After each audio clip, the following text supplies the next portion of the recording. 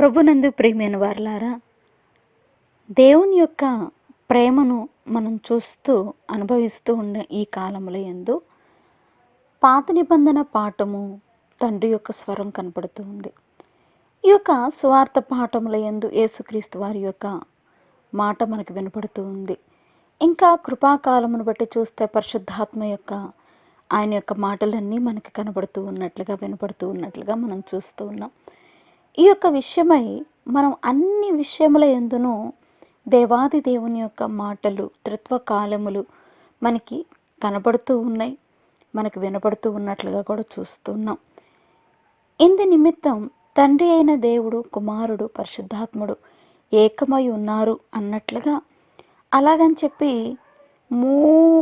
ముగ్గురు కలిసి ఒకటే అన్నట్లుగా, ఈ యొక్క మూడు భాగములు అనేవి ఒకటి అన్నట్లుగా కాక, ఈ యొక్క ప్రతి ఒక్క విషయంలో చూస్తే ముగ్గురు వేరువేరుగా ఉన్నారు, కానీ ఒకరిలో ముగ్గురుగా ఉండినట్లుగా, అంటే తండ్రి స్వభావం కుమారునిలో, కుమారుని యొక్క ఆత్మ పరిశుద్ధాత్మ అనేది అన్నట్లుగా మనం చూస్తున్నాం. ఇలాంటి సంగతులు యందు యేసుక్రీస్తు వారు దేవాది దేవుడై ఉన్నారు, తండ్రి యొక్క రూపం ఆయనలో ఉంది అన్నట్లుగా మనం చూస్తూ ఉన్నాం. ఇలాంటి సందర్భముల యందు యేసుక్రీస్తు వారు దేవాది దేవుడుగా ఉన్నారు, రెండోదిగా భూమి మీదకి పూర్తి మానవుడిగా వచ్చారు అన్నట్లుగా ఫిలిప్పీలకు రాసిన పత్రిక 2:7-8 మనం చూస్తూ ఉంటాం. కాబట్టి ఒక మనుషునిగా మానవుని యొక్క స్వరూపం, మనుషుని యొక్క స్వరూపము, ఇంకా దాసుని యొక్క స్వరూపము అన్నట్లుగా, మనుషుని యొక్క రూపం అన్నట్లుగా కూడా మనం చూస్తూ ఉన్నాం.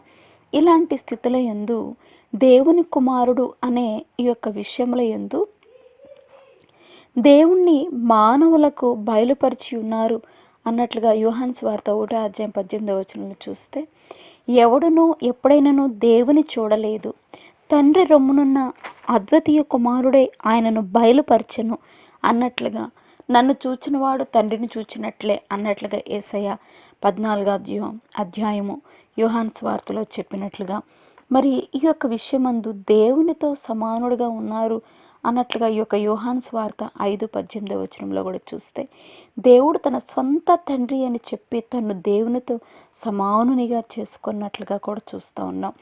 ఇట్టి ఈ యొక్క దేవుడే యోహాను సువార్త 10:30 కూడా చూస్తే, నేనును తండ్రిని ఏకమై ఉన్నాము కనుక మనము కుమారుణ్ణి చూచినట్లయితే తండ్రిని చూచినట్లే అన్నట్లుగా, దైవత్వంలోని ఏకమై ఉన్నాను, నేను తండ్రితో ఏకమై ఉన్నాను అన్నట్లుగా సెలవిస్తూ, అలాగని చెప్పి తండ్రి అనే ఆయనే నేను అన్నట్లుగా కాకుండా, తండ్రి అనే ఆయన పరమందు ఆసీనుడై ఉన్నారు, నేను భూమి మీదకి ఒక మనుష్యుడిగా వచ్చాను అన్నట్లుగా కూడా యేసయ్య చెప్తూ ఉన్నారు.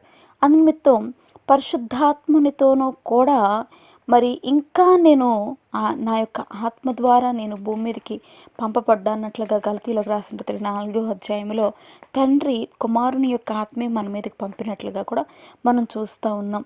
కాబట్టి ఈ యొక్క ఆదికాండం 1:26 కూడా చూస్తే, మన పోలిక చొప్పున నరుని చేయుదమా అన్నట్లుగా అక్కడ తండ్రి అనే దేవుడు ముచ్చడిస్తూ ఉండినట్లుగా మనం చూస్తూ ఉన్నాం. కాబట్టి తండ్రి యొక్క స్వరూపమందు మనుషుని కూడా చేశారు. ఇలాగా ఇంకా ముచ్చడాడుకుంటుంది ఎవరు అని అంటే తండ్రి, కుమార, పరిశుద్ధాత్మ. ఇక్కడ సంభాషణ అనే రీతిగా చూస్తే వేరువేరుగా ఉండి ఇక్కడ ముచ్చట ఆడుకుంటున్నట్లుగా మనం 1వ అధ్యాయం 26వ ఆదికాండంలో చూస్తూ ఉన్నాం.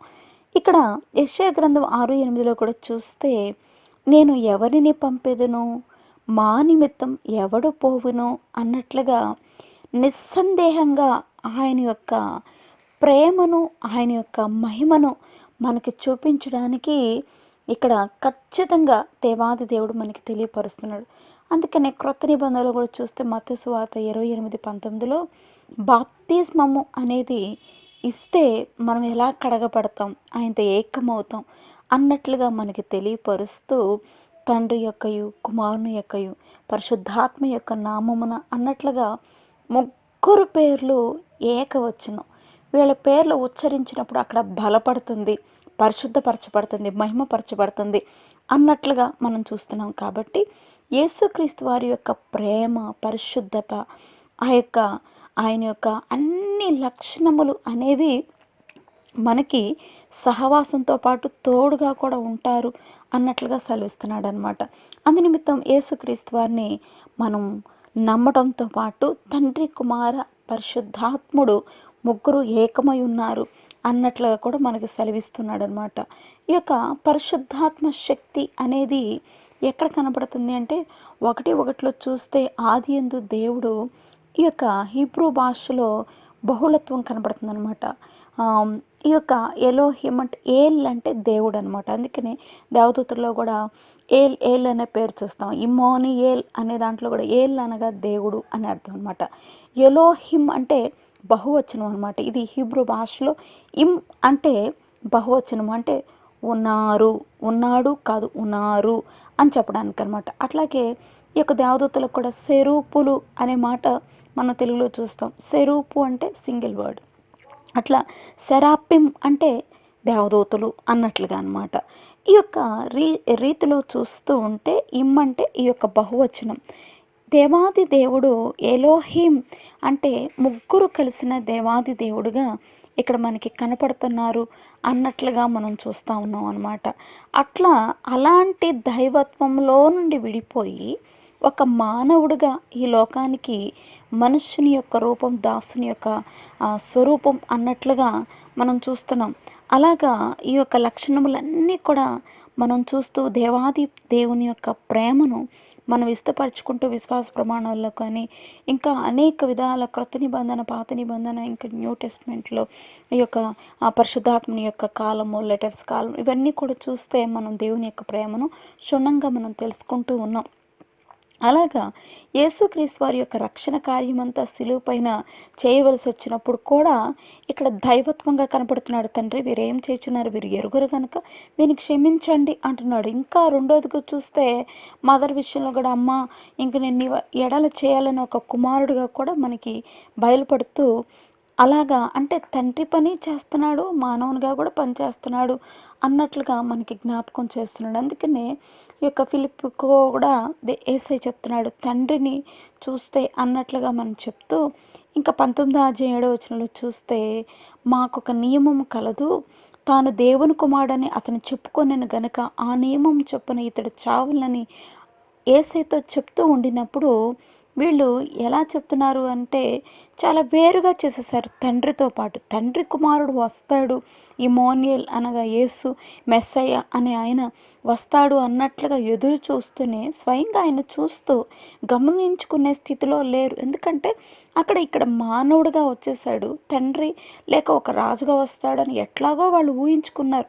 కానీ యేసుక్రీస్తు వారు కరాఖండిగా ఆయన భూమి మీదకి వచ్చారు, ఒక మానవుడిగా వచ్చాడు, మనతో పాటు నివాసం చేశాడు అన్నట్లుగా ఖచ్చితంగా ఆయన రూపం అనేది మనం భూమి మీద చూచాము అన్నట్లుగా మనం చూస్తూ ఉన్నాం. అందుకని రోమీలకు రాసిన పత్రిక 9:5 కూడా చూస్తే సర్వాధికారి అయిన దేవుడు నిరంతరం స్తోత్రార్హుడై ఉన్నాడు అని చెప్తూ ఈ మహాదేవుడు మన రక్షకుడైన యేసుక్రీస్తు మహిమ యొక్క ప్రత్యక్షత అనేది మనం ఎదురు చూచచ్చు అంటాడు.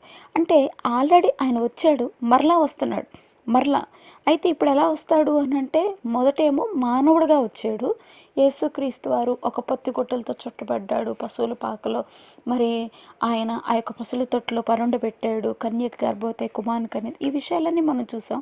కానీ ఇప్పుడు ఆయన రానయున్నాడు ఎదురు చూచుచు ప్రత్యక్షత కొరకు అని అంటే ఆయన రెండవ రాకడ కొరకు కూడా రానయున్నాడు అని సెలవిస్తున్నాడు. అందుకనే ఈ యొక్క తిమోతి పత్రికలో చూస్తుంటే 1 తిమోతి 3:16 ఆయన సశరీరుడుగా ప్రత్యక్షమాయను అంటాడు. పూర్తిగా ఒక నరులాగే ప్రత్యక్షమయ్యాడు అని సెలవిస్తూ నిజంగానే ఈయన నిజమైన దేవుడు, నిత్య జీవమునై ఉన్న దేవుడు. కాబట్టి 33.5 ఏళ్ళు దైవత్వాన్నంతా కూడా కలిగి తండ్రితో అనుబంధం కలిగి, అంటే దైవత్వం అయిన మనము కొన్ని విషయాలు మానవులం కదా, సహజంగా తప్పు చేస్తూ ఉంటాం కదా, మన నైజం కదా అనుకుంటూ ఉంటాం.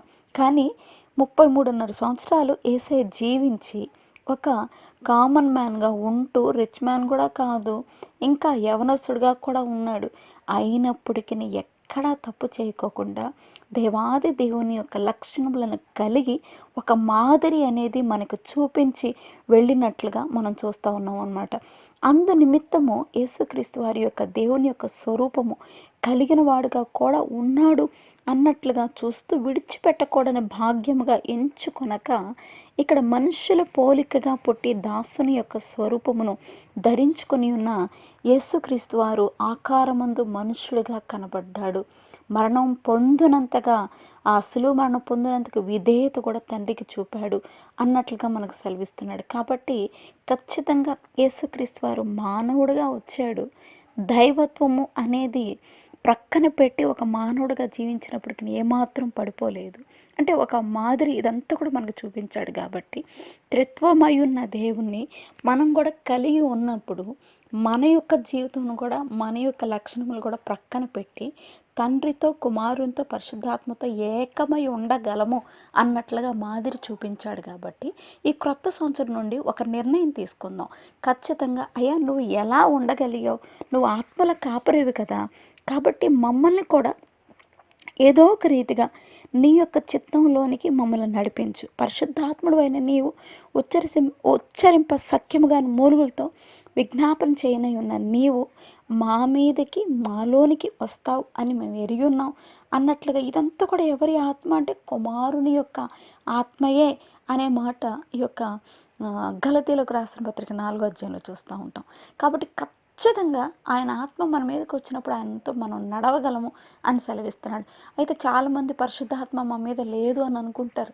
కానీ 1 కొరింథీయులకు రాసిన పత్రిక 12వ అధ్యాయం 7వ వచనం నుండి మనం చూస్తుంటే విశ్వాసం అనేది ఒక వరం, ప్రత్యక్షత అనేది ఒక వరం. విశ్వాసం లేకపోతే నువ్వు చర్చిలో కూడా కూర్చోలేవు. కాబట్టి నీ మీద కూడా పరిశుద్ధాత్మ దేవుడు ఉన్నాడు. నీ యొక్క పనిని చేయనై ఉన్న శక్తిమంతుడై ఉన్నాడు. కాబట్టి ఈ దినం నుండి నువ్వు ఏమాత్రం నిరాశపడేలాగా నువ్వు ఉండొద్దు. ఈ యొక్క క్రొత్త సంవత్సరంలో మొట్టమొదటి ఈ యొక్క సండే నుండి మనం ఏం చేయాలంటే దేవుణ్ణి ఆరాధించాలి. ఆయన ఎలా ఉన్నాడు, ఆయన తండ్రితో ఏకీభవించి విడిచిపెట్టకూడదు అనుకున్నాడు తండ్రి యొక్క భాగ్యము. కానీ మానవుడిగా జీవించాడు. మానవుడిగా జీవిస్తూ ఇవన్నీ ఎలా ప్రక్కన పెట్టగలిగాడంటే తండ్రితో సహవాసం చేస్తున్నాడు. ఆ సహవాసం చేస్తే యేసయ్యలాగా మనం కూడా పరిశుద్ధులముగా చేయబడతాం, పరిశుద్ధులంగా ఉండగలం అంటున్నాడు. చేపట్టమంటే యేసయ్య స్వతహాగా పరిశుద్ధుడు. మనం కూడా యేసయ్య లక్షణాలన్నీ మన జీవితంలోకి వచ్చేస్తాయి అంటున్నాడు. అట్టి స్థితి దేవుడు మనకు అనుగ్రహించి ఆశీర్వదించును గాక. ఆమేన్. ప్రార్థన. సర్వోన్నతుడివి నాయన, తండ్రితో ఏకమైన నీవు మా కొరకు వేరైపోయావయ్యా. ఎందుకు అనంటే నిన్ను కలిగి ఉన్నప్పుడు, నీ తట్టు చూచినప్పుడు, అయ్యా నీ లక్షణాలన్నీ మేము ఆకర్షించుకున్నప్పుడు ఖచ్చితంగా మేము కూడా నీలాగా చేయబట్టడానికి నువ్వు ఇష్టపడుతున్నావు. అయ్యా పూర్వం అయితే మొదటిగా నువ్వు సెలవిస్తున్నాడు, మన స్వరూపమందు మన పోలిక చొప్పున నరుని చేయదమా, మానవుని కొంచెమే దేవుని కంటే తక్కువగా చేయబడను అన్నట్లుగా మమ్మల్ని అందరినీ కూడా నీ రూపంతో చేసుకున్నావు. దీన్ని బట్టి జీవితాంతం మేము నాయనా ఏంటి, ఎందుకు ఇలా జరిగింది అన్నట్లుగా ఆలోచించాల్సిందే. అంటే నీ యొక్క రూప లావణ్యం, నీ లక్షణములు మాలో ఉంచావు నాయన. ఆ లక్షణములు మేము మరలా పొందుకోవాలి అని అంటే నీ తట్టు చూడాల్సిందే. అప్పుడు ఖచ్చితంగా అలాంటి అనుభవంలోకి వస్తామని సెలవిచ్చావు. అయ్యా దయచేసి నేను చూడగలిగిన అనుభవం, నీలో బ్రతకగలిగిన అనుభవం, అయ్యా నీ యందు నిరీక్షణ ఉంచగలిగిన అనుభవం, నీతి సూడువైన నీవు రానై ఉన్నావు కనుక నిన్ను కలుసుకునే అనుభవం మాలోనికి నడిపించమని యేసు నామమున అడిగి వేడుకొంచున్నాం తండ్రి. ఆమేన్. God bless you.